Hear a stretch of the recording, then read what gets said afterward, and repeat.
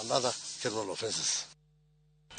Ji maromo 190 oyudo e gweng' ma Antobochiu, oyudi e gweng' ma Antobochiu e kar chung'o bura ma Igembe South e kaunti ma Meru, kendo giyudo thieth ma e osiptal ma Nyambene tok chamo ring'o mawachore ni ne nigi tuo mar remo.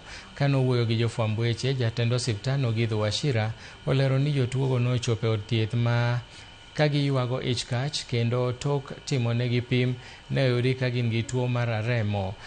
Jotugo duto maromo 190, jotuogo duto maromo 190 manochopo e kar thieth ma kamano noyudo thieth kendo yienegi dok pacho.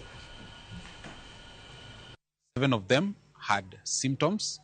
2 had symptoms of cutaneous anthrax, and 5 of them had symptoms of what you call gastrointestinal anthrax.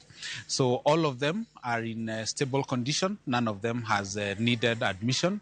And that's why we urge all our people first to ensure that they consume meat that has been certified by our veterinary officers and our public health officers.